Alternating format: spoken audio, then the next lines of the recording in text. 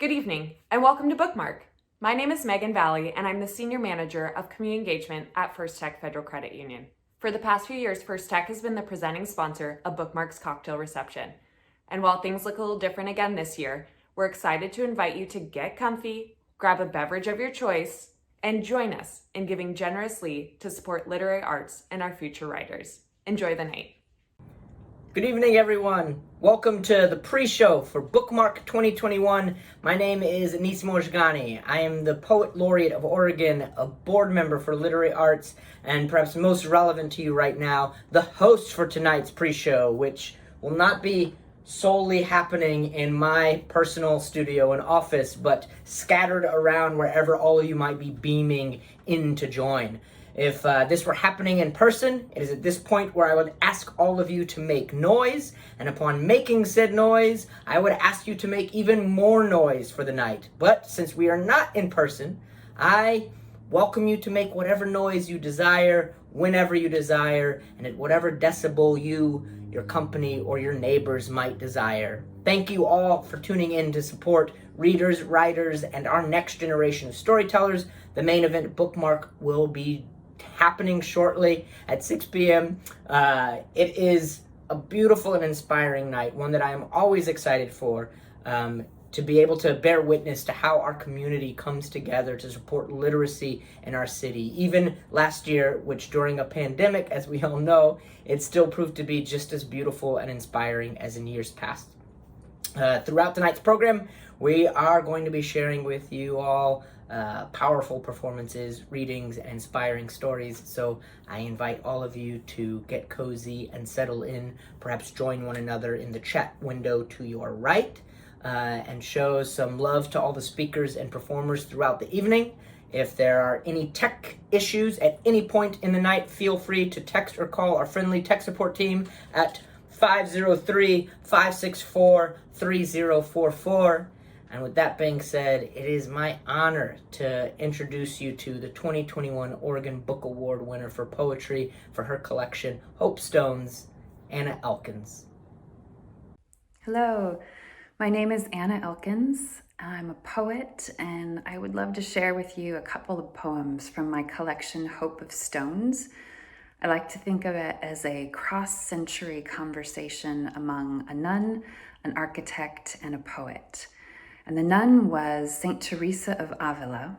The architect was Charles Axel Guillemot of Paris. And these two both built and left behind a largely invisible legacy. Hers was a vision of the interior castle within us, and his was to support the quarries beneath the city of Paris from collapsing back in onto themselves. And to do that, he built a kind of parallel city below ground. So I'd like to read two poems, one where I'm interacting with lines from St. Teresa's book, The Interior Castle. So it's 7 little tiny stanzas from each of the 7 books of that book of hers. And I quote parts of her text, and they're italicized, but it's kind of fun, I think, when you're listening to not quite know when my words end and hers begin. So this is called The Poet Enters the Nun's Castle. 1. The plums ripened while I was beseeching the beloved. 2. I pulled them from the tree, asking it to give us understanding of the magnitude. 3. The tree answered when I bit into its stone fruit. We are already blessed. 4. Gathering, pitting, cutting, baking into cobblers for friends. Remember, the important thing is not to think much, but to love much. 5. What is the hope of every plum and person? Perfect union. 6. When I was 6, I tried to dye the green plums purple. I wish I could say more about this, but it is ineffable. 7. After the ripening, the first frost. After the frost, the freezer full of plums. I confess that I am deeply confused. In the second poem I'd like to read, I engage with lines from the architect's pamphlets that he wrote while he was reinforcing those quarries in Paris. And while researching, I was able to descend into some parts that aren't usually open. And so this is called "The Poet Enters the Architect's Catacombs." And this is a little bit flipped, so each line opens with the italicized text, and then I expand on that. At a depth of 12 to 13 fathoms, it's core quiet down here. Pieces of stone lifted by hand now lift the earth up from within herself, held with mortar of bones. The memory of excavations is almost fragrant. The ceiling above me once collapsed into a tumble of voussoirs. No single keystone to speak of, and this without making anyone the least bit nervous, though I move away fast. Bodies know much more must and can be done to remedy all the damages here, everywhere. Did you know, in the void of the quarry, smoke can linger for hours? One can suspend the scent of perfume, too. This distracts me from the fear of being crushed alive or crushed to death. It had to be resolved, this descent. One stair at a time, one corridor after another, and a final glimpse up a shaft to see the pinhole light of sky shining through a manhole cover too far above. Many thanks.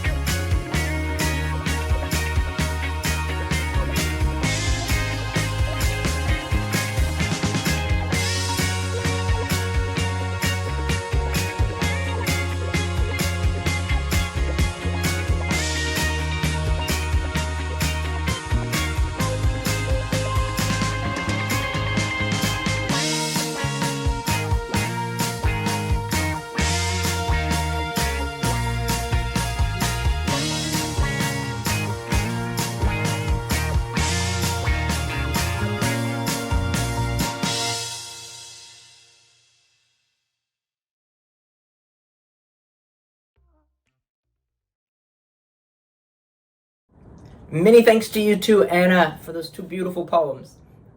Good evening, everyone. If you're just joining us, my name is Anissa Moshigani, your host for this year's Bookmark pre-show, as well as one of the literary arts board members you'll be hearing from over the course of the evening. Thank you so much for joining us tonight. Literary Arts' mission is to foster literacy and a love for literature, and does so by supporting readers through our Portland Arts and Lecture Series and the Portland Book Festival, and by supporting writers through Oregon Literary Fellowships and the Oregon Book Awards, as well as supporting our next generation of storytellers and young writers, such as through the Writers in the School program and via Versalandia/Virtualandia. Tonight's bookmark is a really wondrous opportunity to join us in that endeavor, as well as providing a window into exactly what the organization does. We have a couple more readers in the pre-show before bookmark itself starts up at 6 p.m. Just as before, any of y'all out there, we'd love to have you join us in the chat window. Let us know where you're tuning in from, greet everyone that is already here, and cheer on all those speakers as we go. If again, you're having any tech issues, don't hesitate to reach out to our tech support team. They can be reached at 503-564-3044. Text or call them. And in the meantime, please enjoy this reading from Iman Hassan, a 2021 Oregon Book Award finalist for her poetry collection, Raghead. Hi. My name is Iman Hassan, and I'm honored to be here tonight reading for the Literary Arts annual fundraiser. I'll be reading a couple poems from my first poetry collection entitled Raghead. Now, I'm going to preface this first poem by saying that I had the great privilege of meeting Malalai Joya, the first female Afghani prime minister who was forced to leave Afghan after she removed the burqa publicly and had several life threats. And I met her during a New York Human Rights Film Watch Festival. And after seeing her documentary, I was inspired to write this poem, which is entitled The Blossoming. The Blossoming. She closes her eyes and sees the beloved flowers of her garden she will never look on again. The lilacs, jasmine, and iris, suddenly revealed after enduring winter. She sees women, some of them walking miles to come and touch her, as if her bravery might lend their metal its glint, steel their cores, a promise they can feel in this place where affection's petals are more scarce than poppies for opiates. When she closes her eyes, she recalls rosebud girls threatening to burn their faces, begging her to end the cleaving to old men, and mothers with wringing hands, afraid for them. She takes it in, absorbs their grief into her garden depth zen, and, while promising, smiles. When she closes her eyes, she sees the men lining the halls of the parliament shouting, "Rape her, kill her." Warlords bent on having her head, their glares edgy as swords swooping through her garden the night she fled, as if in shedding the burqa, she unveils them, lays bare the blade of their lens, unlocks the violent selves that, in seeing the self reflected for the first time, try to smash it instead.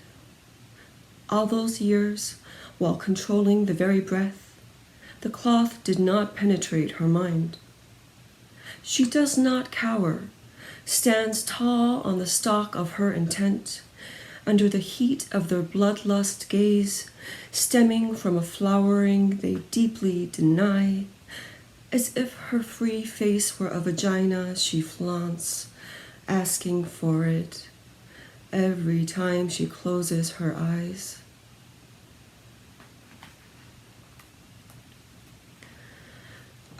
This next poem, Coins and People, was also written for a woman. I wrote this for a childhood friend, and it's based on my experiences with her. She's part of the Kuwaiti royal family. Her name is Sheikha Dana Nasser al-Sabah. So without further ado, coins and people. Spinning coins fall either way, and so do people. Some people will dance for coins thrown at them. Then there are people who like to throw coins down and make others dance. Some people will dance hot and heavy for coins until the dance grows venomous, grows brutal, until heads crack, tails break. Some knowingly watch, refuse to join in. Others move to a different rhythm, preferring passionate tangos, arms folding into the other's tempo, waltzing together as magnets. There are those who don't get it and linger on corners, weep for coins from strangers and will not dance.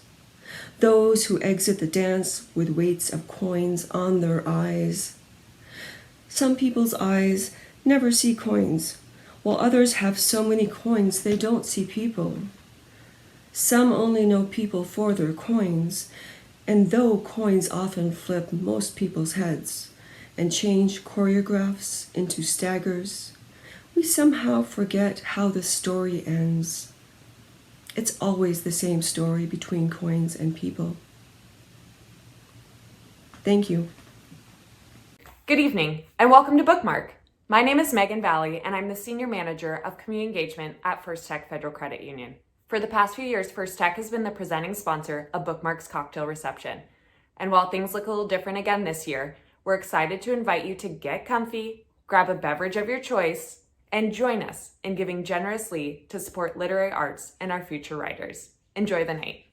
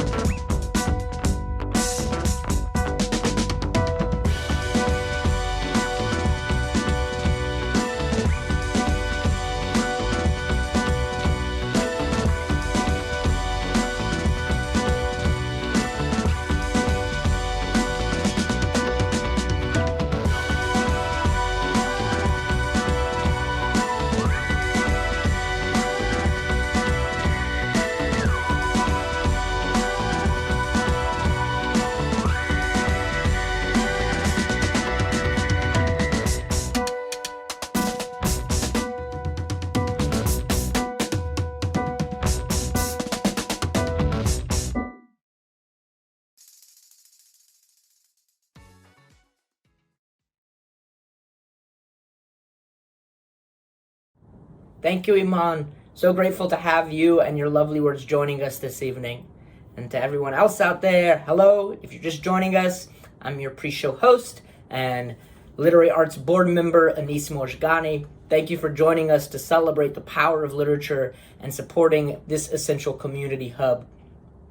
The main event Bookmark is just a few moments away, but before we get there, I would love to introduce to you our final pre-show performer, young writer and 2021 Virtualandia competitor, Jordan Demoff. When I was in high school, we went to every game, football, basketball, maybe not tennis, but track as well. School spirit oozing out of the crowd, erupting in small bursts of excitement from our peers. At least that's what the recording showed from the basketball game of 1986. Same conversation, different day. The alumni and attendee converse of what it was like back in their day. The days of senior pranks, classic b-boys breaking down in halls, hanging out in malls. The alumni reminisces. Then scolds the attendee, you are missing out on the high school experience. It was an experience, all right. As the class of 2021, I declare we had a weird experience. It is the calm before the storm. When I was in high school and the work was all done, doing the bare minimum was spectacular. I never pushed myself in school because when you do, as you are told, it is easy to hold up a diploma. The alumni agrees. It wasn't always peachy.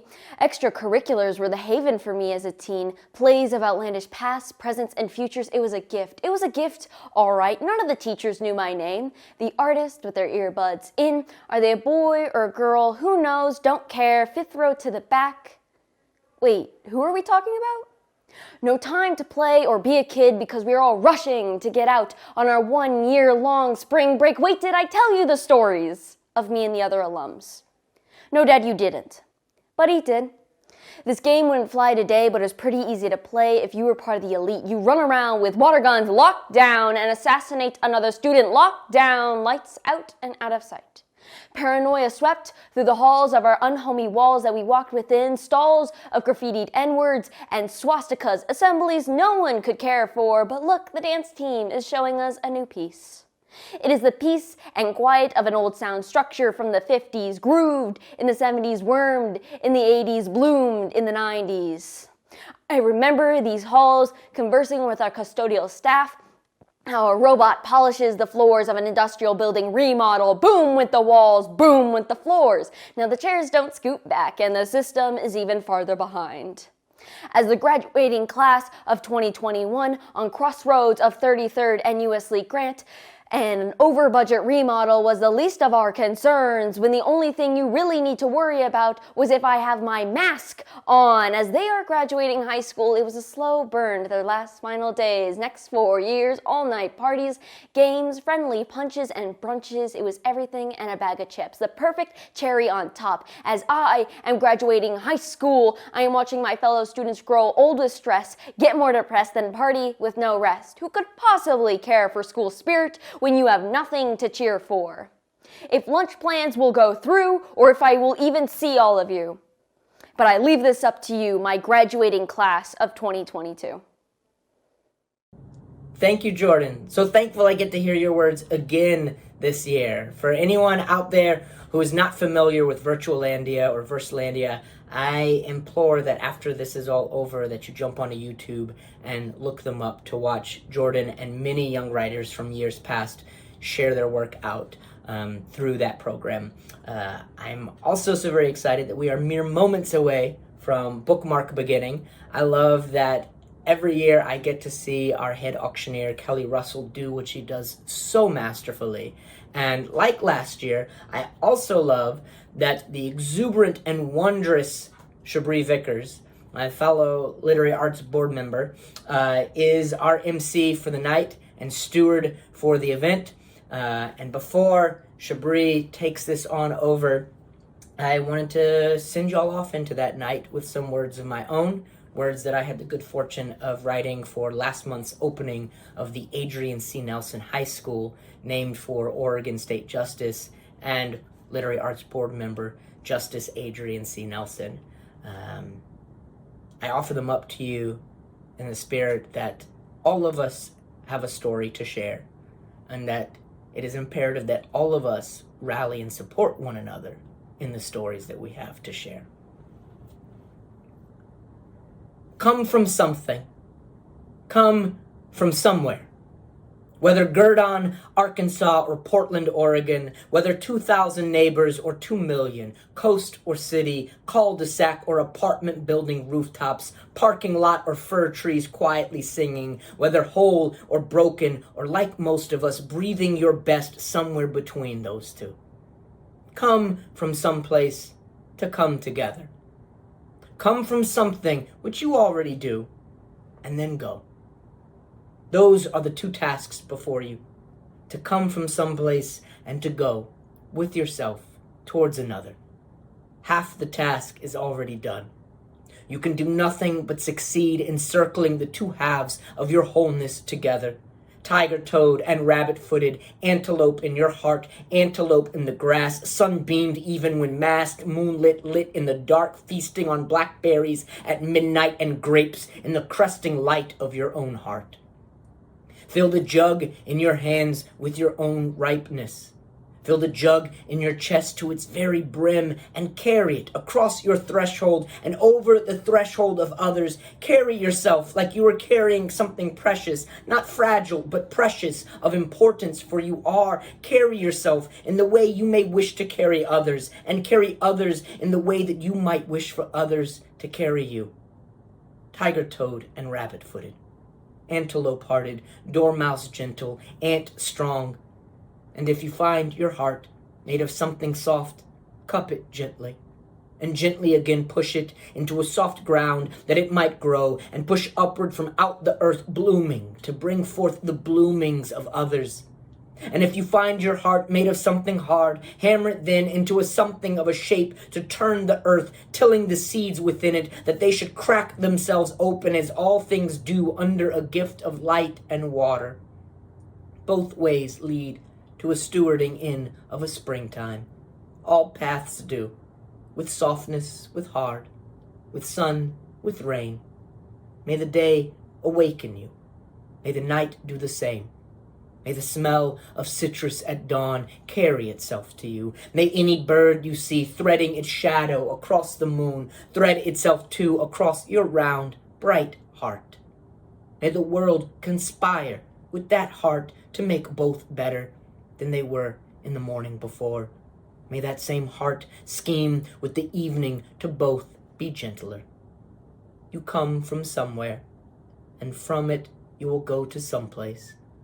Oh, the songs you might hear, the songs you will sing, the songs we must share.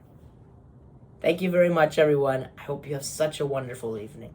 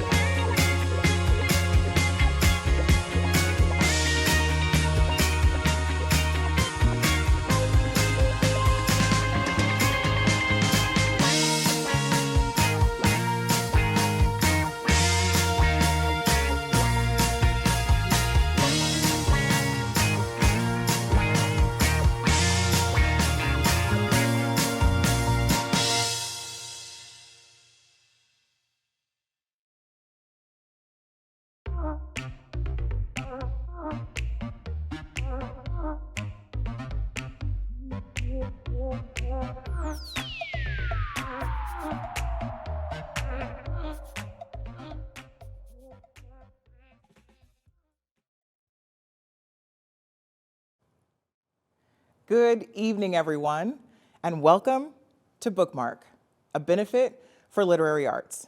Thank you so much for tuning in to support literary arts tonight. My name is Shanevickers. I use she, her pronouns, and I'm the Community Development Officer for Wells Fargo. And I serve on the Board of Literary Arts, along with our pre-show host, Anissa Moshigani. Anissa, your poem was fantastic. Thank you. I am so happy to be back for another year to host this event with an organization that I deeply believe in. I've been reading since the age of 3, and growing up, during uncertain times, reading was my refuge. It was an escape and adventure waiting for me on the page. Reading allowed me to learn about the world and myself. And to this day, it's the place I come back to in order to feel more whole. Literature proves to be a powerful force to influence, to connect, to share, and literary arts is here to make that powerful force accessible to readers, writers, and the next generation. It's why I show up every day in support of literary arts and this work. Now, many of you may be tuning in from outside of Portland tonight, but every community in this country owes its existence and vitality to generations of people who wrote the stories that bring us here today. So, to begin, I would like to honor the original storytellers by acknowledging that we are currently on unceded land. The Multnomah, Cathlamet, Clackamas, Tumwater, Watlala bands, the Tualatin Kalapuya, and many other indigenous nations of the Columbia River occupied and operated on this land long before Western colonizers arrived, and many continue to do so today. Now, despite attempts of removal and erasure, these communities remain a strong and vital part of our future. Literary arts recognizes that this acknowledgement is only a small step in affirming the ongoing presence and contributions of our Native communities. And we commit to engaging with these communities more fully as we fulfill our mission. We start with truth and acknowledgement, and then together we build towards a more just future. It's part of why we're here tonight. Without writing and books, we wouldn't know all of our history. We couldn't pave our future. And that's why it's important to literary arts to not only provide a space for writers and readers of today, but to help cultivate the next generation of voices. Now, throughout our program, we will be sharing performances, readings, and inspiring stories with you. You'll hear about our youth-specific programs and learn more about what the future holds for literary arts. Now, when you're moved by something tonight, use that chat window to the right to show some love. If you'd like to use captions for the event, simply click the button the button below the chat window which says show captions. And if you've run into any technical issues anytime throughout our program, text or call 503-564-3044. We're here to help. Now, like so many of you, I've long been a supporter of this amazing organization and its work because I know how important it is. And I want to see it grow. Our community has stepped up in a big way this year. In the past, we've had table hosts help us bring everyone together. But this year, my fellow board members and some of our longtime supporters joined together as virtual hosts to raise money for literary arts. And it is with immense gratitude that I say tonight's event is possible because of them, because of you. And when the world went virtual, they were the ones who helped keep this event on track, providing us with the vital funds that allowed us to run our community programs this season. They set up individual fundraising pages, set their own goals, and invited their personal networks to support literary arts through Bookmark. They're the reason that tonight we're starting the night over halfway to our goal. Now, over the course of our program, you're going to see their names scrolling along the bottom of the screen. Now, whether you gave $10 or $10,000, we can't say thank you enough for setting us up for success tonight. And now I'd like to introduce you to one of those board members and virtual hosts. I'm excited to welcome one of our biggest advocates and supporters, my board colleague, board chair, Amy Frozenjack. Hi, everyone, and welcome to Bookmark. I'm Amy Frozenjack, and it has been my honor to serve as board chair for literary arts these past 15 months. Thank you for being willing to gather again virtually with literary arts to support our readers and writers through the next generation. For 37 years, literary arts has built community around literature, books, and storytelling. It has grown to be one of the largest literary hubs in the region, offering space to gather, discuss, and connect. During my day job as CEO of A to Z Wineworks, I often look forward to some personal time, participating in a Delve seminar, attending a soon-to-be back in person Arts and Lectures author event, being inspired by Versalandia poets, or just finding solace in a great book. I am grateful that the incredible staff of literary arts has diligently found ways to be steadfast in the work, continuing to create access and opportunity despite the number of obstacles during the pandemic. Our community, all of you, created and continue to sustain this organization. Personally, I would like to thank our outstanding board of directors who have gathered many, many hours on Zoom to guide our organization. Thank you, and I miss seeing you all in person. A special thanks to one of our presenting sponsors tonight, The Standard, and my dear colleague, Literary Arts Board Vice Chair, Bob Spelt. Bob, you are one in a million and a faithful contributor. Thank you for being here and tuning in. It's going to be a wonderful and fast-paced evening, so hang on to your wine glass. We're in for a treat. I'll send it back over to my colleague live in the studio. Back to you, Shabri. Thank you so much, Amy, for your dedication and for your advocacy. We have so many amazing sponsors who've helped make tonight possible, and so I'd like to thank our presenting sponsor, The Standard, our platinum sponsors, Angeli Law Group, Jenny Cooper and Rick Bauman, Ann and Mark Edlin family, Catherine O'Neill and Toby Graff, Amy Frozenjack and Stephen Guy, Stoll Reeves, and Tom and Marcia Wood.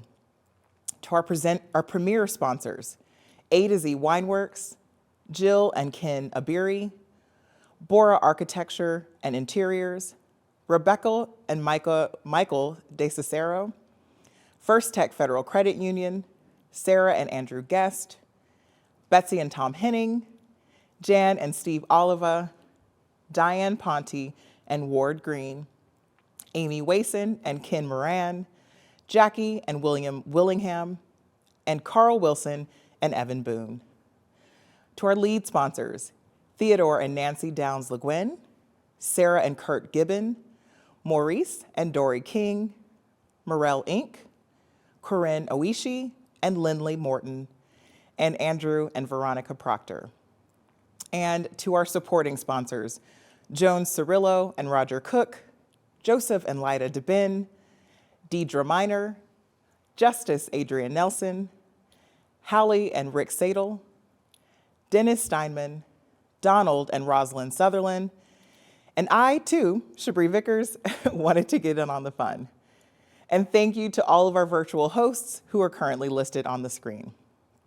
Thank you all for your dedication to this community and for being here to ensure the future of writers, readers, and the next generation. All of our programming, from writers in the school to our workshops and classes, from our Portland Arts and Lecture series to the Oregon Book Awards, is made possible because of people like you. An investment in literary arts is also an investment in our future. I see this future unfold in young writers like my daughter, Lila Vickers. I am incredibly proud to be her mother, her supporter, and her advocate. And I am always so inspired to see her perform her poetry. It is with great honor that I introduce Layla reading a poem she wrote, Bridging Generations of Vickers Women, a letter from her future self to her daughter. Layla? Hi, I'm Lila Vickers, and I would like to share with you my poem, Dear Future Daughter. Dear future daughter, I haven't given much thought to you yet, but I hope one day you see this, and when you do, you will know not what to do or what to say, but what I did, what I said. Though maybe all BS, it's here for you. I hope you love reading as much as I do. I hope you fall in love with every book that catches your attention, and if you don't, put it down. It isn't worthy of your eyes. Listen to music as if you can't get enough, but don't just stay in one music lane. Explore the many, always have music at your fingertips. Be the girl with earbuds in 24/7. Let music be the one that can save you. Fall in love, not in desire. Desire love, but don't love the desire. There's a difference, and it's hard to spot and may take many mistakes to find it, but I hope you do. And whoever you love, I won't care. Just make sure they are worthy of your beauty. If you feel stuck, like it's too empty to breathe, that you're breathing, you don't know if you still want to breathe, tell someone my love. Let the feelings spill from your lips, and though they may not make sense to you, you're not alone, I promise. Learn to forgive, but never to forget. Say what you need to say, make sure they know what they've done, but in the end, forgive them. If not, it will feel like a pile of bricks, but don't ever forget. And don't give your trust. Some may take it for granted, giving it to the river, letting it flow far, far away from you. Hold on to it, but let it go when the ears are worthy of your trust. Try your hardest in school. At times you will hate it, but don't give up. Strive for that A. Tell yourself you're smart, even when you didn't get the grade you're happy with. Fall in love with the beauty of education and knowledge. Finish strong. But my love, if it seems too hard, run to my arms and just breathe. It's going to be hard. Make friends like you have all the heart to. They will be there through the good, through the bad, through the in-between. They'll be there to make the memories, the best memories. The friends you just have to look at and you guys start busting out laughing. The friends who shape your view on the world, whose presence can spark joy. Keep those ones and love them till the end. But there'll be friends who tear you down as they're chipping at their walls too. Let them go. And it's gonna take all your heart to, and it will hurt. But your spark of joy should be at the top of your list. But those friends who make days better and heartaches more heartful and laughters more soulful, keep those ones and love them till the end. Spill words onto the page and the words in your head don't seem to fit. And if words aren't your thing, my love, maybe the movement of your body will be, or the movement of a pencil on the paper, or the voice you give to the world from a stage. I have fallen in love with all of them, and I hope you can too. When you come out my womb, I will shine pride down your throat, so you can glow with love. Love with yourself, love with the skin I carved into you, love with your temple of a body, even if it may not be the one for you. Love with your hair that spirals into curls, love with the presence of you, be in love with yourself, and it may seem impossible, like who you are is unlovable, but trust me, what I will make will be beauty in all the senses, to all the beholders. Look around every once in a while and smile at the world. I promise she will smile back, and when she does, her warmth will embroider you with joy. Treat her like gold, she is here for you. Shine in her dark spots, give back the oxygen she gives to you. The melanin-tinted skin I gift you with will be your best friend, but will betray you in this world we live in. Treat your skin well, it gives you things you may never notice. Melanin gifts you the uncomfortableness of others. Once you realize your presence makes others feel threatened, you'll be first mad and angry. You are just like them, and you are maybe a little better. But use that power to speak your truth, your story, make space in every room for you. Your blackness may seem like an overbearing topic for others, but baby, they don't know how much your blackness is shaping this world, how much it has already shaped, and they're gonna ask so many stupid questions, and if you don't want to answer them, you don't have to. The skin on your back is not their history book, it's yours.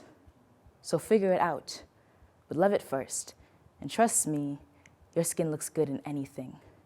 Humor this life, give laughter room in your life, make jokes at all the wrong times, mold your laughter with others, laugh until the pit of your stomach may explode. Have the humor everyone can laugh to, or don't. And if you're hiding your pain with the sympathies of laughter, then I'm just like you. But it doesn't work for so long, so if something hurts, let it hurt. Do not hide it. But please, my love, laugh in this life like it will never go out. This world was constructed to break you down. Don't let it. Line this world with gold glisten running down your fingertips. I can already see your twinkle in the crevices of the darkest, brightest, and most alluring places. Share your voice, It has the rising of all your ancestors in it. Share your smile, it is gifted to lighten this world. Share your love, it's to be spread with the ones who fulfill yours. Share your knowledge, it's to be questioned over and over again. Share you. You will be one of the most astonishing creations I provide this world with. Trust me, I can already feel your beauty. My love, use these words that spill out of my mouth, translate them in any way you want to, take which parts feel right at whatever time. I do not know everything, I promise you that. But I do promise you that I will love you more than anything. Love, Layla. Every single time, that gets me. Every time. That was beautiful, Layla. I am so proud of you and the writer and the artist and the person you've become.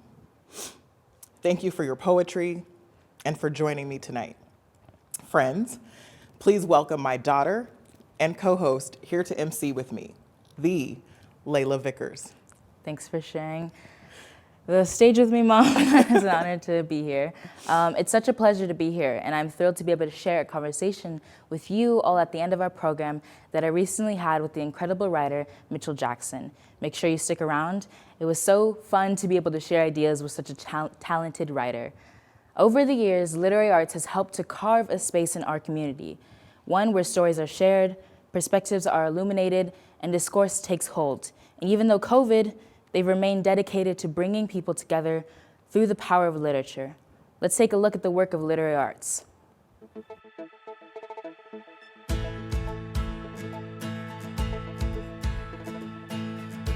We believe in stories. Stories that revolutionize communities and raise up important voices, make them loud, make them heard.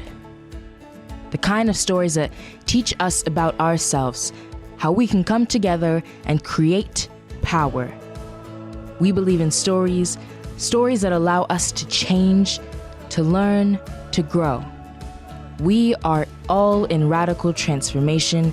It means we need stories now, to share in different perspectives, to incite rage, passion, excitement, rapture, to make us feel, to think, to act.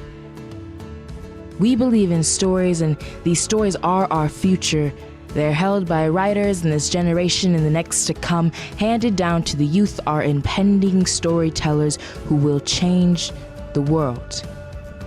And here, we have a chance to inspire writers, readers, and the next generation of storytellers who gather in community, who teach how a line of words can pave an entire future. Through festivals and lectures, seminars and classes, fellowship and poetry slams, youth programs, and more. Together, we keep stories alive. We build a wide open space for the writers who write them and the readers to find them.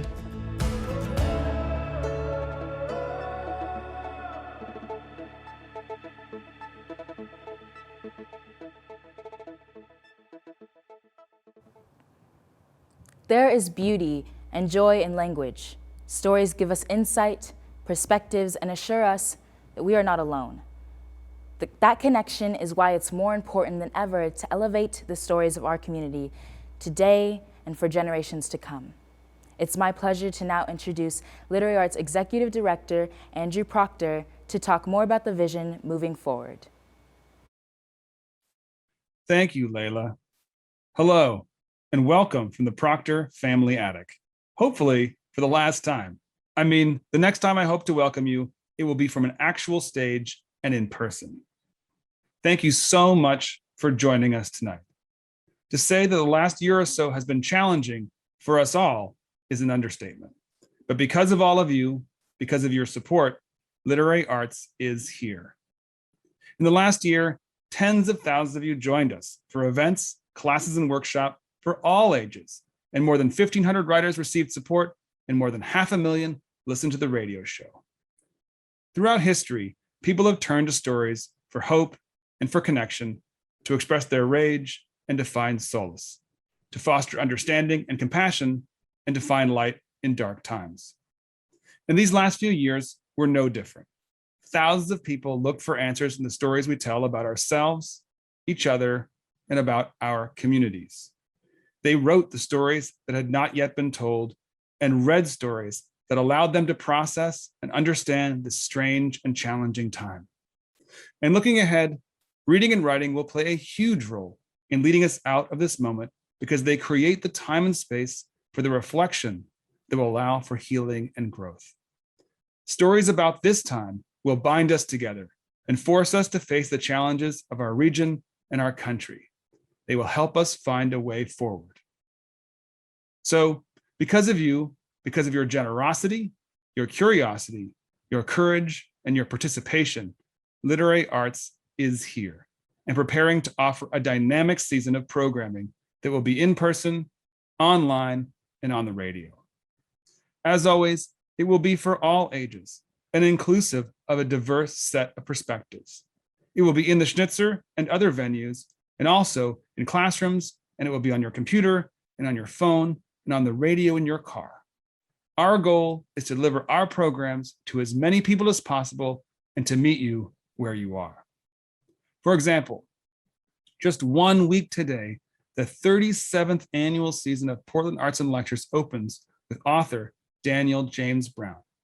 He will be live from Seattle and telecast at the concert hall and online. And the series will continue in 2022 with some of the best writers alive, including Kathy Park Hong, Richard Powers, Britt Bennett, and Edwidge Dantakat. As conditions allow, these authors will also be live on stage. Our writers in the schools residencies return to classrooms throughout the city this fall, helping hundreds of teens to better express themselves and become better writers.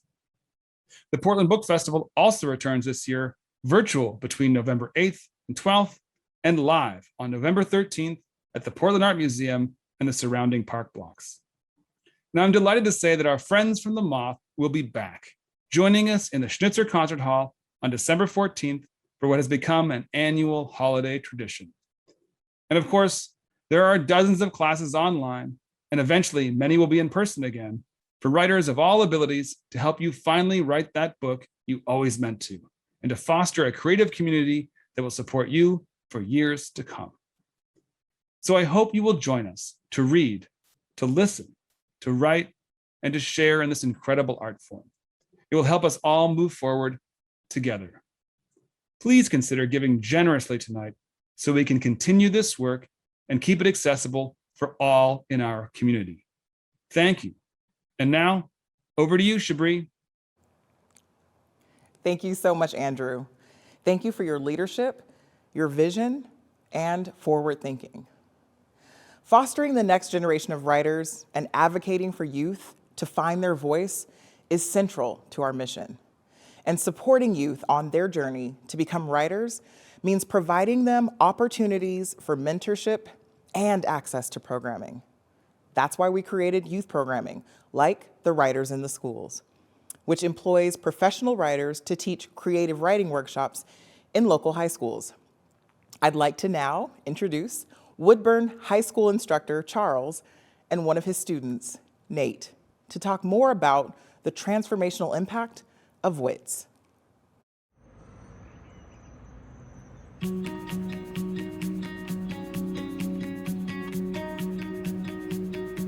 Even though I don't have sight, I have vision, and I can see more than most.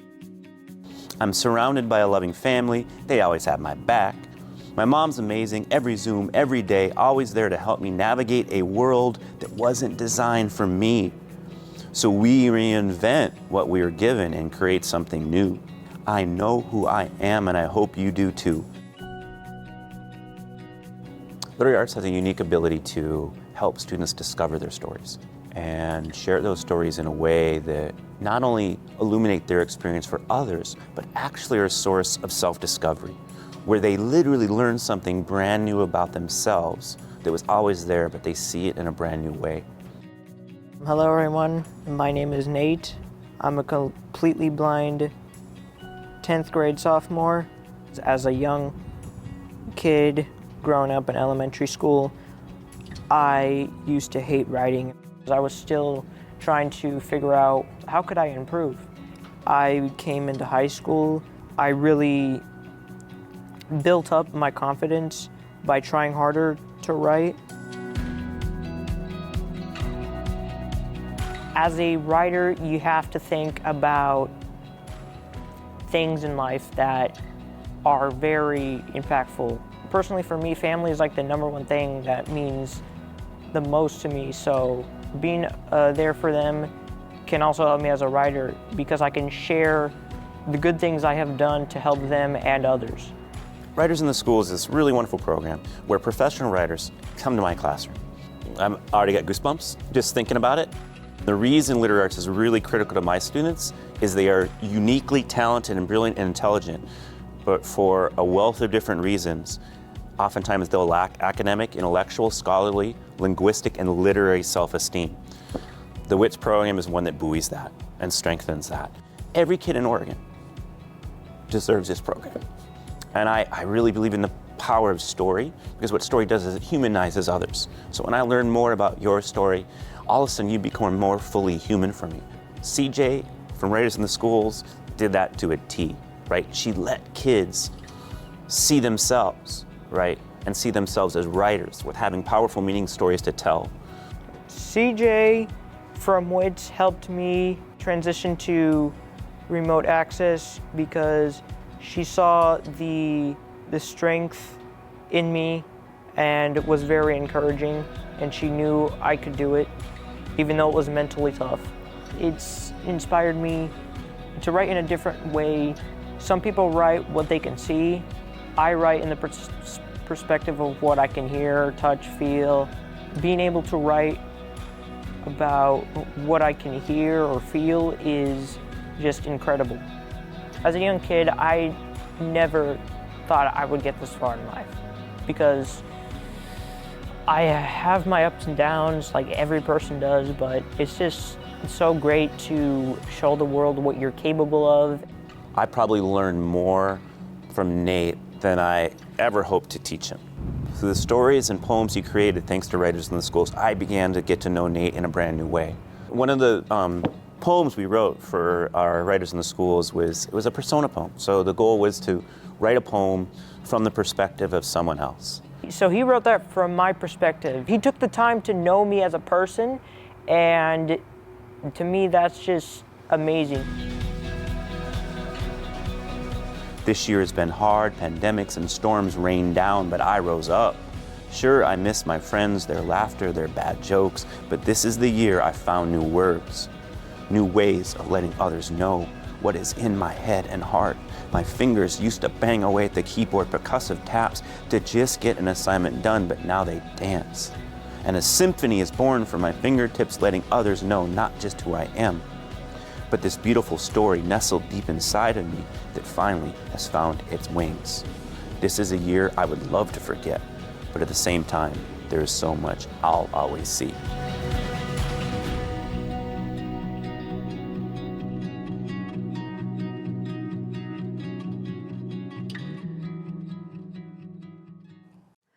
Thank you so much to all of our donors.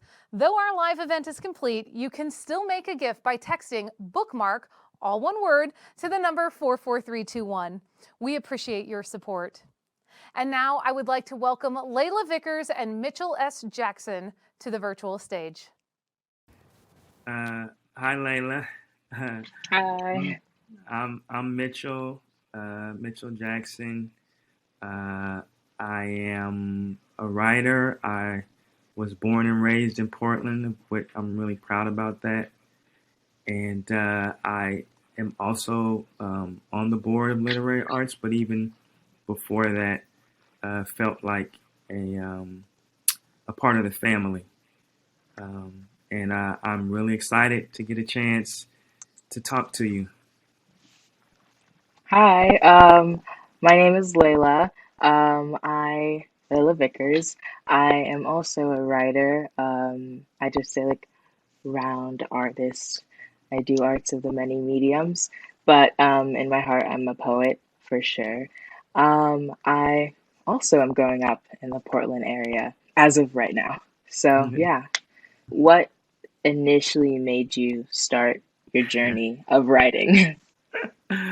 I mean, it's almost shameful. I think, and I'd be interested to hear why you wanted to become a writer, but I got into writing for the wrong reason.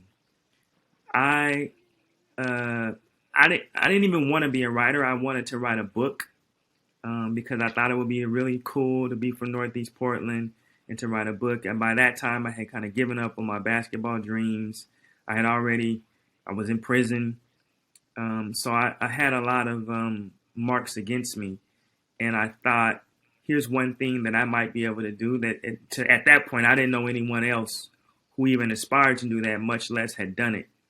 And so I set out to write a book, which actually became The Residue Years.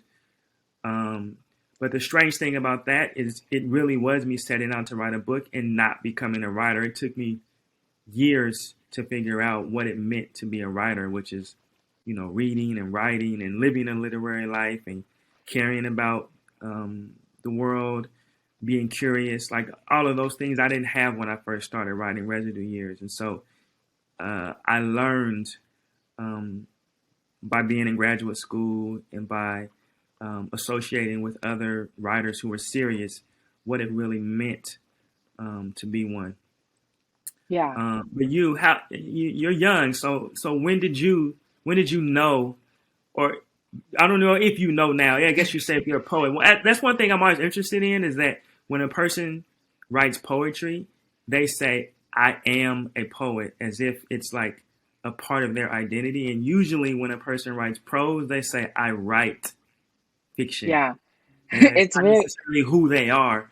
But when did you know that you were going to be a writer? um, I would say it started pretty young. I was like an only child, so really only had stories to tell myself to. I would Mm-hmm. say my first writings weren't like on a book or a page or anything. It was like in the dollhouse, like, writing and creating stories there. The Yeah. most crazy stories, but like stories in a dollhouse, and then like starting to write down little things that I saw here and there. And I was a big reader. I think that really what ties in to me at being a writer is my mom always made me read a lot and stuff. So I was just Mm-hmm. constantly reading and then being like, oh, I want to write something like that. But what really taught me how to be a poet was when I performed in fourth or third grade our deepest fears Mm-hmm. for my talent show. And that wasn't something that I personally wrote, but I was like, saw the effect it had on people when I performed it, Yeah. and then wanted to have my own words do something like that. So I wrote Yeah. my first poem. I think it was like My Hair, something like that. And it was in fourth or fifth grade. And that just kind of like really set it off. And then I, yeah, I really did a lot of poetry from that on, especially in like middle school and stuff and now. But when I started more writing like stories, I would Mm-hmm. say, instead of like poetry, would be in sixth grade, like a creative writing class. And we were doing like imaginative stories and narrative stories. And I did not like expository stories for like English class, but these stories where I gotta like build characters really like set it off for me. Yeah. And sometimes I love to like write characters about like people that I see, just like, off the top of my head and stuff. So I think really reading is what made me become a writer, but wanting to affect people like with my words. I think that's why I say I am a poet, is Yeah. because I'm like, I'm a writer, but I will be like, I'm a writer, but I'm also a poet. Because I Yeah. feel like to me, those are very different. Like you're both writing, but it's a different feel of sharing your work Yeah. because people are going to hear my work the way I want them to hear it. Mm-hmm. Um, Doing slam poetry, Yeah. rather than people interpreting it the way they want to, which I also think is cool. But yeah. Um, I was just thinking about something that you said. I never performed poetry. I wrote a couple of poems. I'm definitely not a poet. But one of the things that I was thinking about is the feedback that one gets from slam poetry is a kind of high, right? Like it's a high energy. It's immediate, right? Like you say a poem and immediately you get the feedback from it. People clap.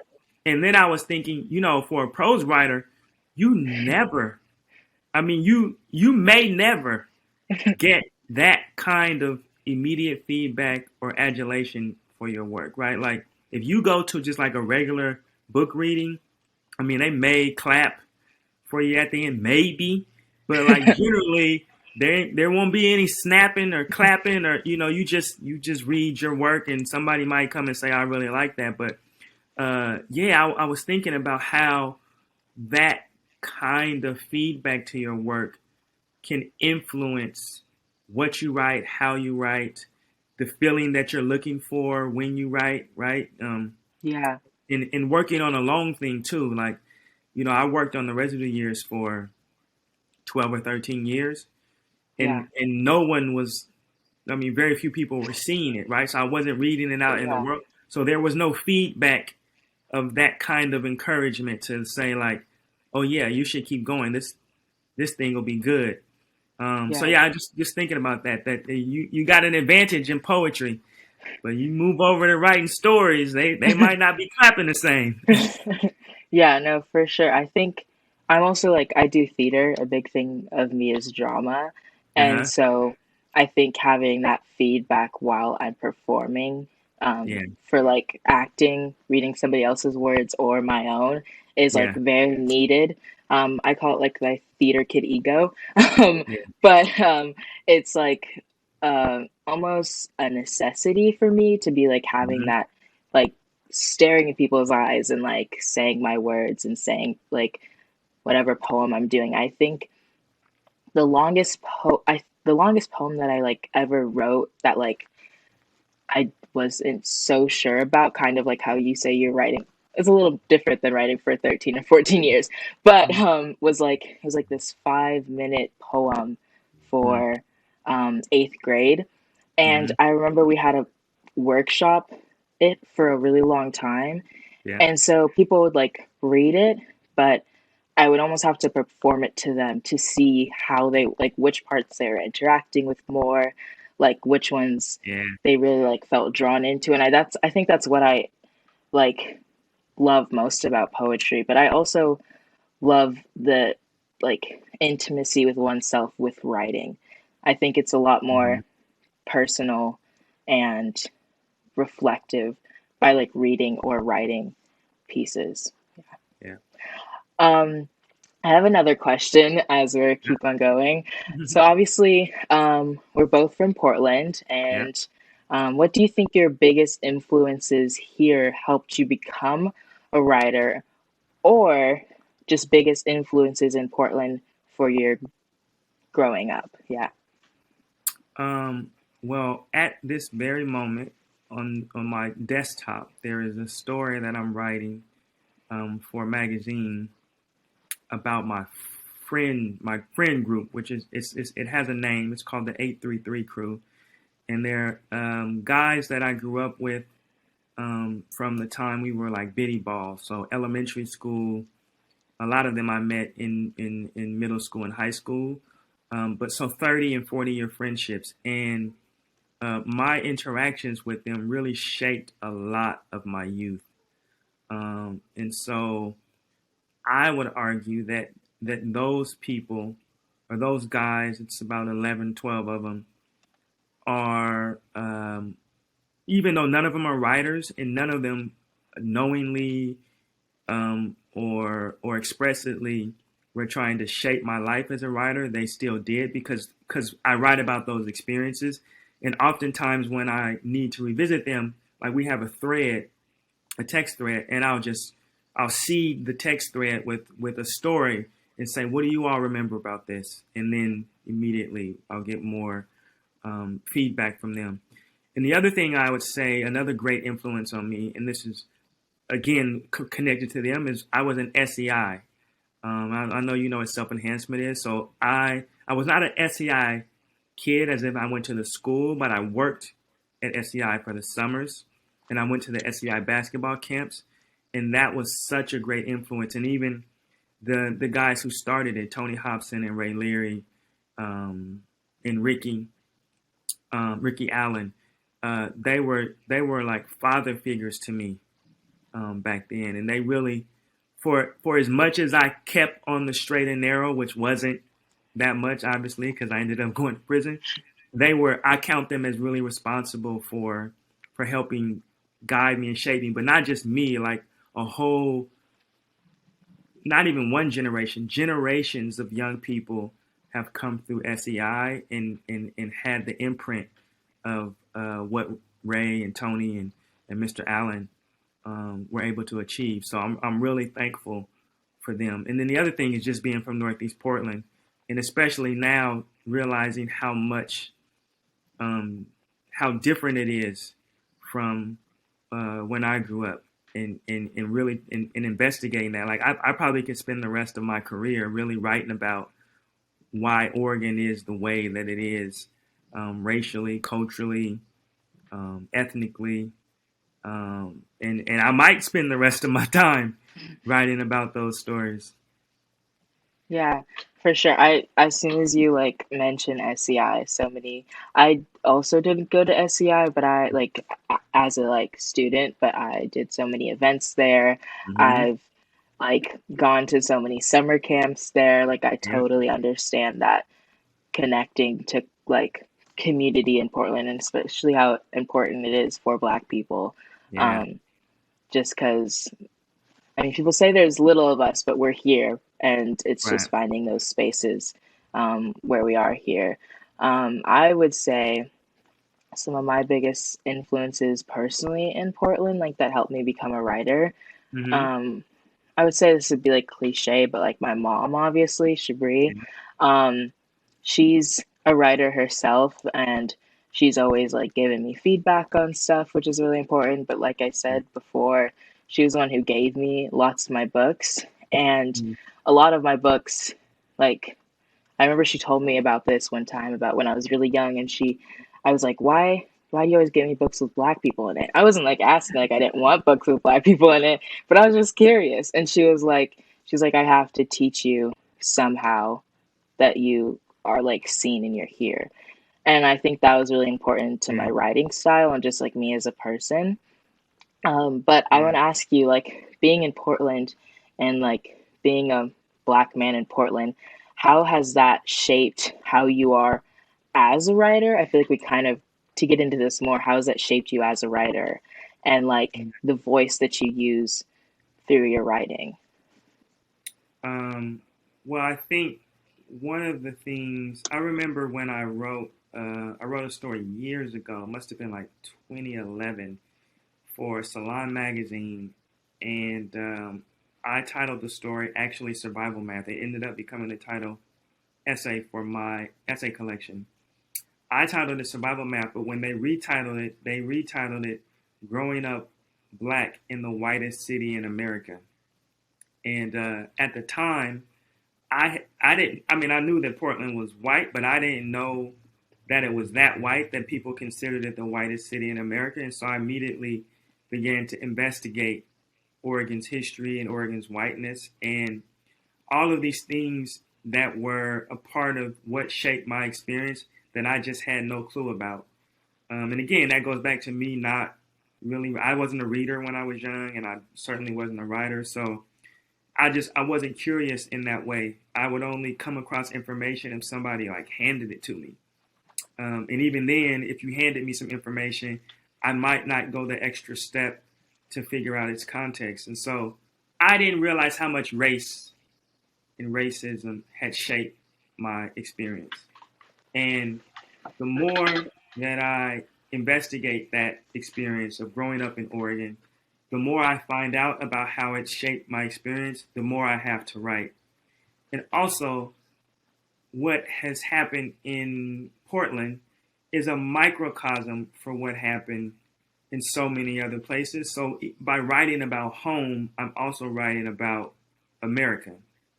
And, you know, James Baldwin spent a whole career writing about what was happening in America. And I think one of the unique things is that when I remember when I used to tell people, oh, I'm from Oregon, they were like, wow, like y'all have black people there? I've never met anyone black from there. Yep. There's always there is the unknown experience, right? It's not explored. And I'm sure that there were writers, black writers before me, you know, writing novels and essays and nonfiction books, but I didn't know them. And so I was kind of writing out of a void. And I think the benefit now is that there are other, so many, like the slant. One of the great things about literary arts is how it is nurturing young writers, and especially nurturing writers of color, right? So that there will never be another group of young people of color who come out of Oregon who say, well, there shouldn't be. They come out of Oregon and say, I don't know any other writers of color. Like, I don't know who came before me and what they were writing about. And I think that's a really important thing, that I'm part of your legacy and you're part of the next person's legacy. So no one gets to tell this story again like I'm telling. Yeah. That's such an important thing, especially just like knowing that there's like writers who look like you. I think that's really important. Yeah. We talk a lot about having representation in writing, like characters, which I think is also super important, but having like the author behind those characters Yeah. be representation as well, because then that representation can be more true to the experience. Even if it's like, as a writer, you're not writing about yourself, you're writing about a different character or different experiences that you might not have experienced, but you understand. There's still a lot more truthiness to those characters, and authenticity that like young kids of color really need. And I also think that literary arts is a great way of doing that. Personal story, they had I can't remember, but it was some share One Page Wednesday. That was it, One Page Wednesday. And my mom took me to it so I can share the poem that I was working on in 8th grade before I wrote it, before I spoke it out loud. It was very, very rough draft. And like all of the writers in there were kind of like a lot of old white people. And I was like the only young person in there, but even if I was the only young person in there, that opportunity was still available to me. Yeah. And I think that's what's really important, is having opportunities available for youth, because often as a youth writer, you're like, oh, well, I'm not going to be able to get like a book going right now. You know what I mean? I'll have to wait a few years. Let me like start writing something in college and then I could do it. But I can start writing now and then still be successful, even if I was 20 or 30 or 40 writing. And literary arts gives that availability for success early on, which I think is really important. Yeah. Oh, do you have something to say? Well, I was just thinking about when I was growing up, how how many avenues were available to get better as an athlete. You know, every young man or adult was a coach, or was working kids out, or sending you up to the park, or there was always someone available to help you become a better athlete. And at that point, I didn't know anyone who was trying to help young kids become writers. I remember we used to have this this thing at the park, at Irving Park, called the Reading Tree, where you would go up there and you would read books, and they would give you GIMPs to make. They teach you how to make GIMPs. But that was about as far as it went, nurturing reading. And there was no one saying you could be a writer and here are the steps that you could take to be a writer. So I do think what the youth programs are so important, because if you don't have them, there are people who would never even know that that's a possibility in their life. And so that, to me, is the important thing. I often wonder what my life would look like had I recognized that writing was a possibility for me at 10 or 12 or 15 or even 20. And maybe it would not have turned out different. Maybe I would be worse off or something. But that possibility, I think, is very crucial. And I'm happy that there's an institution around that sees the value in making sure that young people have those kind of opportunities.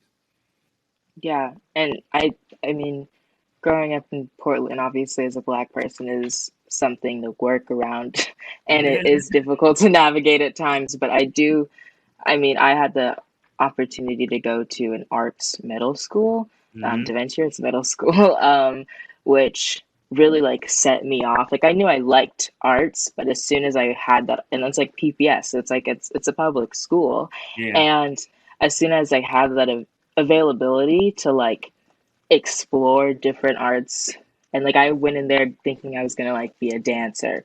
I'm not a dancer now. I dance in my room, but so like I thought I was in there to be a dancer, and I was gonna do like, you know, dancing, all this stuff. But that's not how it ended up. But not in a bad way, in a way that I was opened up to so many other art forms, which I think is really important. Like I think art is crucial to like children everywhere.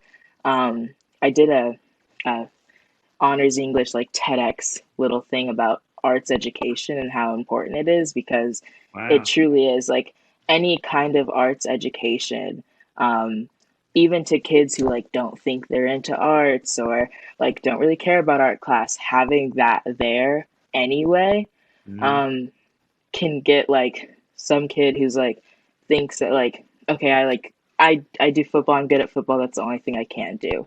Right. And then they go to like a ceramics class and they're like, wait, I just made this like dope bowl, I can like do this now. And then they have two opportunities on their hands that they can also do simultaneously. And I think that's like important to have. Yeah. So I agree, like arts is important. Obviously I'm a big winner against writing, because it's just made me into who I am and lets me and allows me to express so many things that I cannot like sometimes say out loud. Yeah. You know, I'm really interested in you've been studying writing, and you talked about performing, but I'm interested in your time in the classroom and what writing teachers have told you. Can you remember a particular piece of advice that has been instructional for you? Yeah, I've always had really amazing English teachers, like that I can like. I would subside like elementary, because obviously I had a teacher who kind of did like every single subject. But once I got to middle school, I had this one English teacher. We call it literary arts, but language arts, not literary arts, language arts. But her name was Miss Watson, and she was like everybody's favorite English teacher, had like super quirky classroom and everything. But I remember her just like, it wasn't her saying something, it was her really like appreciating and believing what I like wrote, because since I did do poetry, I really like, I was like, okay, I didn't really like expository, so I wasn't so sure I was good at other writing besides poetry. Like I knew I could write, but I didn't know if it was like just stayed in creative writing kind of realm. And I just remember her being super like just giving me really great feedback that was like beneficial, even if she gave me feedback was like, okay, you need to start changing this and stuff like that. Stuff that just allowed me to look at like writing classes and being like, okay, I can also do this too. Like I can also feel confident in these classes, and I don't just have to feel confident during like the poetry unit, which is only like last 2 weeks or something, but that's a different thing. But yeah, I can like feel really confident in these classes as well. And I think just her feedback and her energy and her as a person believing in me was a big thing. Yeah, how about you? Do you have any English teachers who, or any teachers in general who I've had a few. I call them mentors because I encountered a lot of the people who were really influential to me outside of uh, like a standard classroom. But I have someone like you. It's actually a writer named John Edgar Wideman, who's still writing, published his first book in, I believe, it's 1967, still publishing. We used to share an editor for a few years, but he doesn't really say much to me. But what he does is he provides a model. So I'm always looking to see what he's written and what genre it is and what he's doing on the sentence level or structural level or on the level of idea. And it's so phenomenal. And oftentimes I'll write something and I'll think that I have done something unique, and I'll go back and read something that he wrote in 20, 30 years ago. And it's presaging what I've done. It's also very humbling to know that this man is such a genius. And then I had another person, a guy named Gordon Lish, an editor, who used to call and give me like a rah-rah cheer on my cell phone. He would say like, I think you can be great, Mitchell. You can do it. Like, you can beat him. And you don't really get that kind of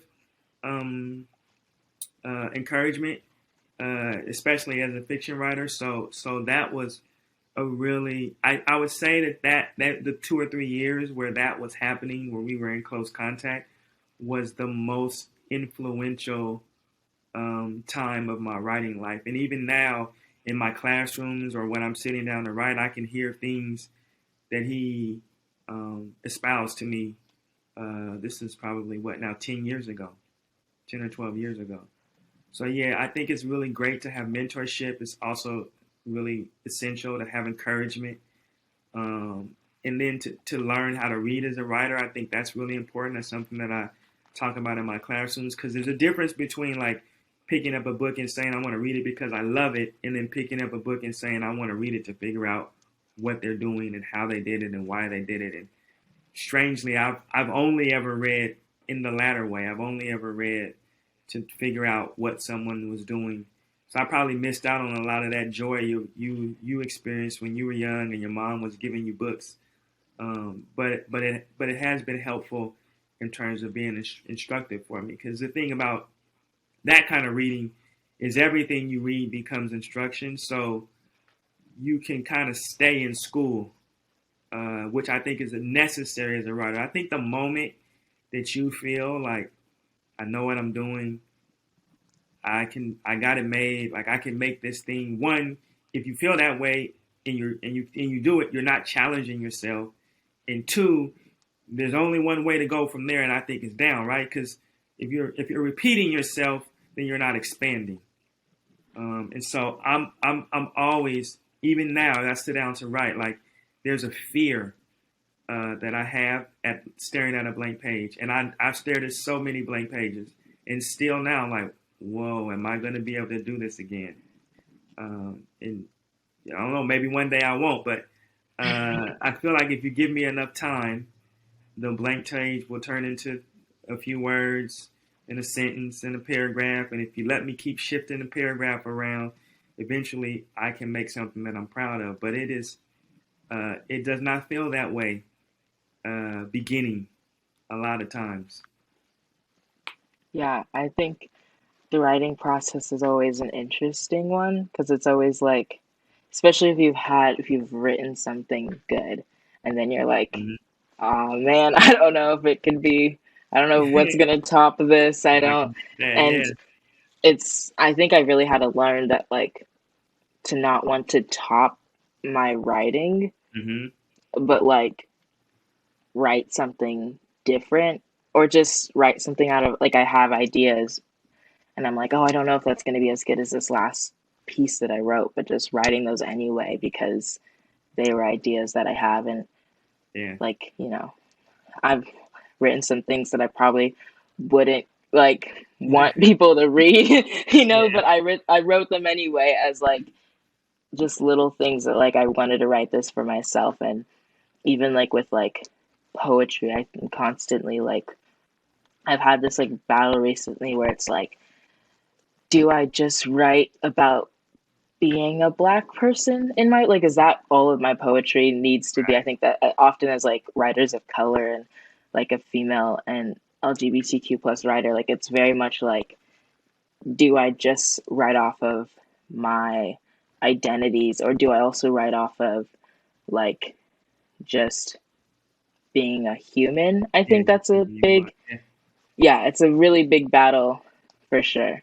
Yeah, and I don't think it's ever going to go away. I mean, people are always going to expect, you know, I mean, it goes back to, well, I mean, before them, but certainly W.E.B. Du Bois and Alain Locke were having that conversation about what is the role of writing for writers of color. And Du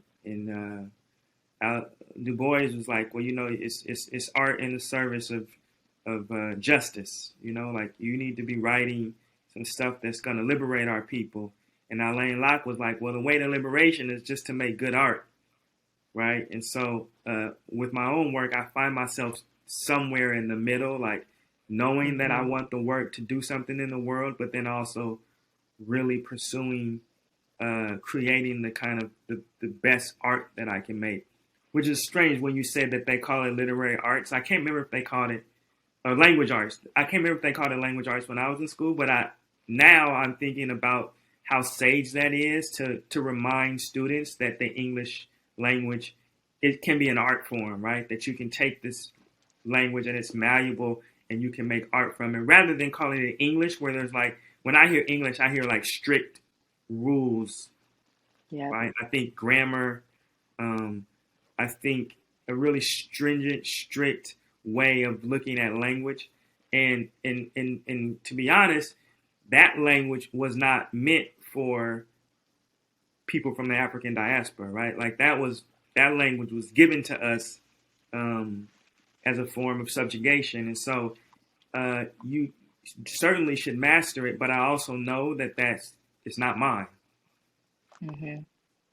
Yeah, I feel like some of the ways that I really get out of that slump of like wanting to explore writing just as a writer, but also understanding that like I not like I am the representation, but like once I write, I'm writing not like from the perspective of a Black woman, but as a Black woman. And so how can I incorporate culture in there? How can I incorporate race? How can I incorporate gender? How can I incorporate all these different things that make me who I am in a story that also like agrees with my creative writing aspect? And I think one big thing that you said before was reading, like, because you read to learn. And I've kind of like, sometimes I'll like read for pleasure and then be like, I want to write like that. Like, I want to make somebody else feel like that. Like, I recently read this book called Without Watching You. It was like a murder mystery. And I've always been like wanting to write like this, some kind of like murder mystery, crazy story. Criminal Minds is my favorite show. So like, it's always like, you know, something around murder mystery I've always wanted to write about. But like reading this story and like how it was all formed together, like I was reading it, I was enjoying it. But like after, I was just thinking of the way that this writer put this all together. And I was just like astonished, but I was also like, I want to do something where I can like totally shock an audience by the end. Yeah. But like I was also thinking about like, oh, this lady had no Black characters. Oh, you know, all these different things. And I was like, I mean, she's British, but like, you know what I mean? I was just like, how can I then as a writer, like make my MC like a young Black girl and put myself, like aspects of myself in her, because I know so many other people relate to that as well. And yeah, so I have a few other questions too that we can go on. This kind of ties into literary arts. So why do you serve on the Literary Arts Board of Directors? I think it's the most important literary organization in Portland, probably in Oregon. So for me, as a as a native and someone who cares very much for home, I want to be a part of the organization that is, carrying the literary torch in the community. I also feel indebted to them for helping me in my career, especially with residue years, but just also kind of looking out for me and thinking about me in terms of opportunities. I'll never forget, I did a talk with Jasmine Ward at the Associated Writing Programs Convention, and that it's a very memorable event. Jasmine's a good friend, and it was great to get on stage with her. And yeah, I am learning. I'm the newest board member, or one of the 3 newest board members, so I don't have all of the information. But one thing that I also admire is the commitment and the generosity, the commitment, and the enthusiasm of the other board members. And I've been on other boards where that wasn't necessarily the case. So I think, when I think about leadership and I think about people who love what they're doing, that's this board. And so whatever kind of goals are set forth for the organization, I think they're going to achieve them. And again, for me, if I can make a little Mitchell Jackson sooner, if I can make a little Mitchell Jackson without him having to go to prison to become a writer, like, that is the goal. And I think Literary Arts is an organization that can help facilitate that. What advice would you give to a young writer like me? The advice that I would give to a young writer would be to keep reading and never to fall in love with the work. Because I think if you fall in love with your work, you begin to lose sight of it. And you also begin to think it's so great that, like, I don't need to do anything to it. And that is really harmful in the revision process, right? There is no piece of writing that cannot be improved by revision. And whether or not you believe that, I do think at least most pieces of writing can be improved by revision. So I think you have to be able to view your work with a healthy dose of skepticism, but also with hope, right? Like, hope that it can get better, skepticism that it might not be there yet. And also reading great work will help you learn how to judge where it is in the process. Yeah, thank you. I really appreciate that. I'm definitely with that skepticism of one's work, because I've definitely had pieces where I'm so like used to it. I'm like, I don't know, and then I'm like, this can't. It's like I need to like not be in love with it, but be excited about it again. I think that's one thing of being a poet and like doing it like for like as like a little side hustle thing, and like doing it for like people and stuff, is you really have to like get excited about it again. So thank you for that. Let me ask you okay. What are your hopes for the future? For like the future as a whole of the world. Let's talk about the future of Portland. Okay. I think my hopes for the future of Portland, there are a lot. I definitely I love living here. I think it's been a good place to grow up in. But there are little tweaks that I would do here and there. I really hope, rather than coming from criticism, but from love, I hope that it becomes a place where, especially, I mean, I feel like I always come from this lens of being a Black queer girl, but I want it to be a place where young Black girls, queer or not, are able to feel like they have people supporting them, because I feel like often, even now in Portland, and my mom knowing so many people, and me being connected to so many people and stuff like this, support and seeing of oneself in like like a positive light still is not there a lot of the time. And I think I've been very privileged with the like schools that I go to and stuff, and the people that I know from my mom again. But I want also that experience for so many other people, where so many other Black girls, where they feel like I'm connected to so many things in Portland, and I'm connected to so many people, and I have so many opportunities, rather than not feeling like you have a lot of opportunities.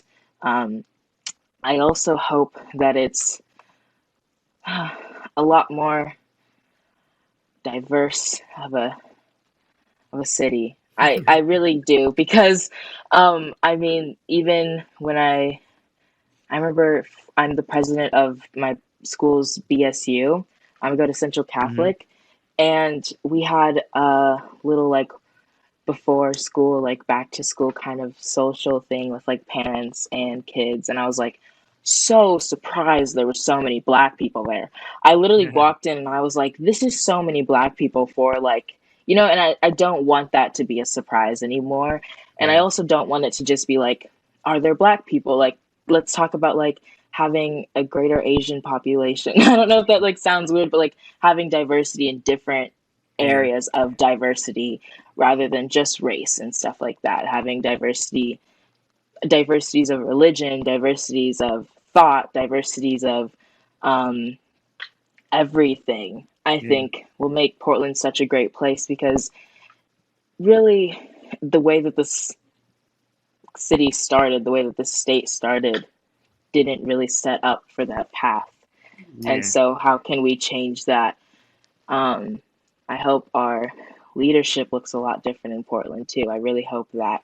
And I hope our school systems give people the access and the means and the needs to be like not better people, but just be their best self.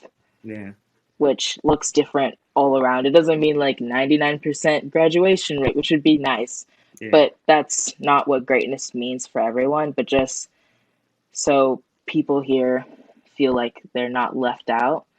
Yeah, that's what I hope for the future. I also hope for the future that more people are in housing that is safe. Oh, yeah. Yeah. Definitely. How about you? Oh, I didn't know you were going to turn it back on me. What do I hope for?